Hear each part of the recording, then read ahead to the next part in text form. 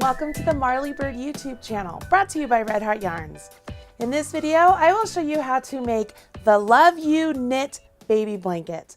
This is an adorable baby blanket that uses Baby Hugs yarn in the light weight. So that means it's a size 3 Craft Yarn Council weight yarn. This beautiful blanket is done using 4 different colors of yarn, and you switch colors every 12 rows. What's really fantastic about this pattern is the embossed little hearts that are within the various rows. You can see here that by using reverse stockinette stitches surrounded by stockinette stitches, you can get this really great heart effect. In this video, I will talk you through the pattern, give you a couple tips and tricks, and then walk you through how to create the actual heart in the pattern. This is a free pattern available over on redheart.com. I've put a link in the video description box right down there below, and while you're down there, go ahead and smash that like button, as my kids say, to let people know you enjoyed this video. Go ahead, grab yourself a cup of coffee, your pattern, and your needles. Join me back here and I'll get you started on this really great and simple blanket.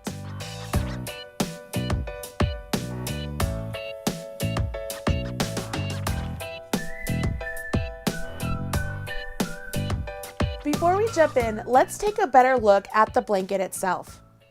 As we take a look down here at the blanket, I'm looking at the bottom edge, and you can see that this bottom edge is made up of garter stitch. It's specifically 3 inches of garter stitch.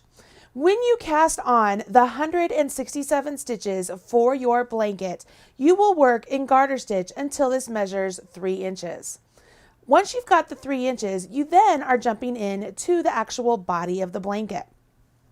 The body of the blanket is done in stockinette stitch with these embossed hearts using reverse stockinette. In order to keep this blanket from rolling because of the stockinette, it is imperative that you keep the garter stitch edge. Once we get past the 3 inches for the bottom border, we will move into the stockinette section, but we will maintain these outside 12 stitches on either side of the blanket in garter stitch. Not only does that prevent our blanket from rolling, but it also makes it really easy for us to count our rows, because for every 1 garter stitch ridge, that equals 2 rows. So in our striped pattern here, we're going to have 12 rows for each pattern section. You can count over here that you will have 6 garter stitch ridges for each color section of your blanket. When you are working these color sections, you will change colors when it's time every 12 rows, and you will change colors when you're looking at a right side row. By doing so, that allows the color bleed of the color change to happen on the reverse side of the blanket. Can you see that? It's really pretty. By doing so, it makes it so that on the public side, the right side of the blanket, we get nice, clean, straight lines. Now, because of the size of the blanket, it's important that you use circular needles. We are not going to be working in the round, but we will use circular needles to be able to hold all of those stitches on your needles comfortably. If you try and push 167 stitches on straight needles, your stitches are going to be so squished on there, and they are not going to come out as uniform as if you use a circular needle. Because I know this blanket is an easy pattern, I'm not going to spend time showing you how to do the long tail cast on or showing you how to do garter stitch. You should know how to do those things for this pattern. If you need a refresher on how to do either one, go ahead and check out my other videos right here on the Marley Bird YouTube channel. For this pattern, you will go ahead and cast on your 167 stitches and work in garter stitch for 3 inches. Now, obviously, my little swatch here, I don't have 3 inches total, but this teal section represents the border that you would be doing. Once you get past your 3 inches for your border, that's when you're going to jump in to your stockinette stitch pattern. I highly recommend working past the first 12 stitches that we will maintain in garter stitch and adding a stitch marker. That stitch marker will allow you to remember that those 12 stitches need to always be knit. Then you will work on through the 143 stitches until you get to the last 12 stitches. Add a stitch marker before the last 12 stitches, exactly for the same reason that we added it at the beginning, to remind you that these stitches are always going to be knit. Once you've worked 12 rows of plain stockinette with the garter stitch on the outside, it's time to move into the stripe that actually has the reverse stockinette heart involved. So let's take a look down here, and we're going to use this little swatch here. And what I've done is I have my 12 stitches. I have enough stitches here to get through one of the repeats, and then I have enough stitches to get me to where it's the stitches that you would do past the repeat. Then I obviously have my final 12 stitches. So we're going to work through that. We'll begin here with how to change colors to start this entire row. Once you've completed 12 rows of plain stockinette with the garter stitch on the outside, it's time to switch colors and do the stripe that has the reverse stockinette hearts. So let's go ahead and learn how to change colors at the start of this row. I want to remind you that you will always change colors on a right side row. What you will do is go ahead and cut your working yarn, leaving at least 6 inches of length, so that way you can weave that in later. Grab the color you want to switch to and make sure you leave a tail that's equal to the length of yarn you just cut. Once you've done that, all you will do is grab the other end of your needle here. We're working as if it's a straight needle, okay? So they just happen to be joined with this cable, but we're treating it as if it's a straight needle. Once you've done that, you will go ahead and go into the stitch like you normally would, wrap the new color around your needle, and knit with that new color. See, it's just that simple. That new color then is now on your needle, ready to be knit all the way down.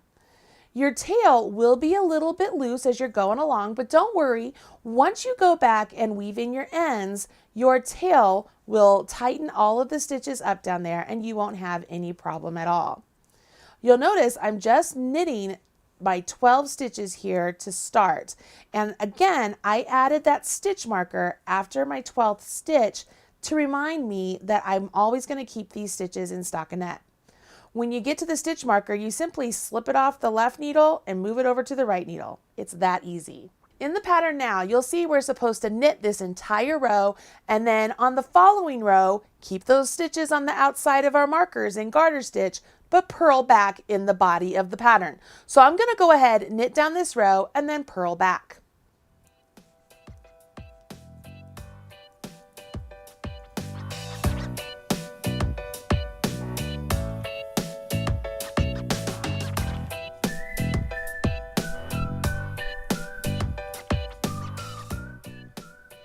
Once you finish row 2, you begin row 3 by knitting those first 12 stitches. Then you'll notice in the pattern there's a bracket. Everything that's within that bracket, you will do the number of times that is written outside of the bracket. That's called your repeat. For this particular pattern, you have a repeat that is done 5 times. So in this bracket, you have a knit 6, purl 1, knit 19, and you will do that a total of 5 times. Let's go ahead and work through one of those. So we will begin by knitting 6. So 1, 2, 3, 4, 5, and 6. The instructions now want you to purl 1. So you bring your yarn between your needles to the front, go in as if to purl, and purl. By doing that one purl bump right there, we are starting the bottom of our heart. We now move our yarn back to the back and we knit 19. Once you've knit 19, you've completed one full repeat and you need to do 4 more for a total of 5. Once you've completed those 5, you'll notice that there are more instructions because we have more stitches. Once you've completed all 5 repeats, you'll then carry on and you will do knit 6,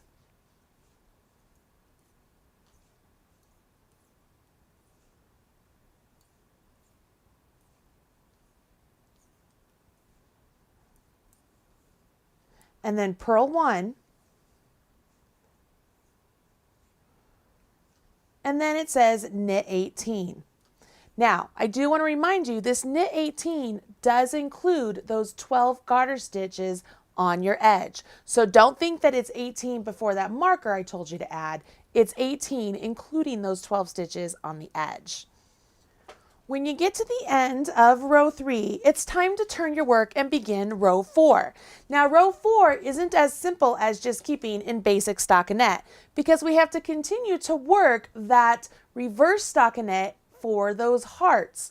So as we work our repeats in this section, our bumps that we need to be on the right side will now be worked as knit stitches because we're on the wrong side. To make sure that you're putting those bumps in the correct place, you can always take a peek at the right side and make sure that everything is lining up perfectly. Let me show you what I mean. We go ahead and we start off by knitting our 12 stitches just like before because we want to maintain garter stitch on the outside, right? So we just always keep those in knits. When I get to my marker, because I love having that marker for the side stitch, it just makes it so much easier for me. That's when I will take a peek at my pattern and I'll notice that I have instructions in a bracket again. Go ahead and slip my marker and now let's take a peek at the pattern. I now am supposed to purl 5, so I'll move my yarn to the front and I'll purl 5 stitches. So 1, 2, 3,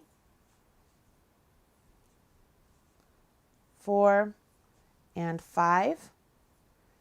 Now it says to knit 3. This is where I was telling you these 3 stitches that we're going to knit are going to represent purl bumps on the opposite side. So we'll knit 3 stitches. So 1, 2, and 3. And then the rest of the instructions say we are to purl 18. So I'll move my yarn back to the front and I'll go ahead and purl 18.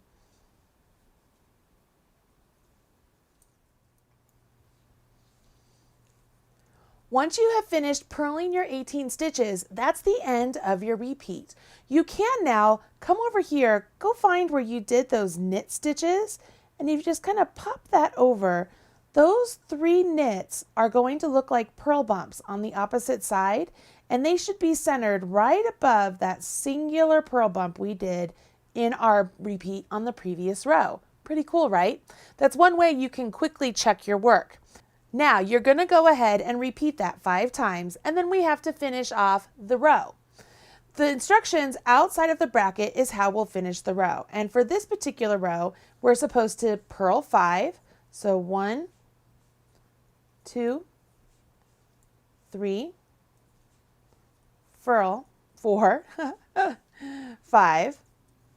I will knit 3, 1, 2, 3, and now I will purl 5 and then knit my final ones to keep those in garter stitch.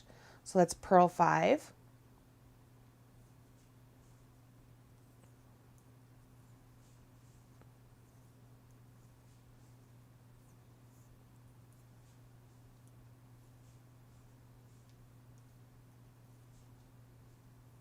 slip my marker, and then I knit 12. Once I've completed row 4, I turn my work and I carry on with row 5. Now row 5 will be worked up very similar to the 2 rows we just did in that we will have a repeat. And as we do our stitches, because we're on the right side, those purl bumps we work are going to be on top of the purl bumps we've already created on the previous 2 rows. And eventually, once we get past 12 rows, all of these purl bumps will create a heart. Does that make sense? Hopefully it does. And knowing that you have to do the instructions within those brackets X number of times and then make sure you finish up the row with the instructions outside of the bracket, you should have no problem at all finishing up these 12 rows. Once you finish these 12 rows, that's when your work will begin to look like this. See how all of those purl bumps are all on top of each other in this section, and it creates this heart. And that's done by working those purl bumps when we're on the right side and then working those knit stitches when we're on the wrong side.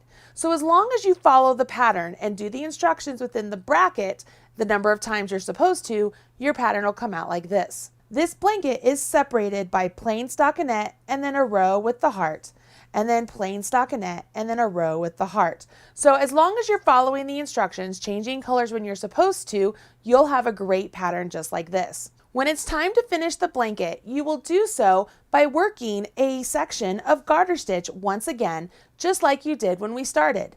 This will measure 3 inches just like the beginning, so that way they match. You'll bind off your stitches and everything will be done except weaving in your ends, which is real simple. Just make sure you tuck in your ends on the wrong side of the fabric, and then your blanket is ready to be given to the mom-to-be at the next baby shower you attend. Hopefully you have enjoyed this video and found it helpful to use stitch markers to read your knitting, so that way you know where the purl bumps need to be on the right side of your blanket, and you can now change colors to start a new stripe as you're making your blanket. Run out, get that free pattern, get some Baby Hugs light yarn, and make this beautiful blanket for you or for the mom-to-be in your life. I'm Marley Bird, proud spokesperson for Red Heart Yarn, and this is the Love You Knit Baby Blanket. Thank you so much. Bye.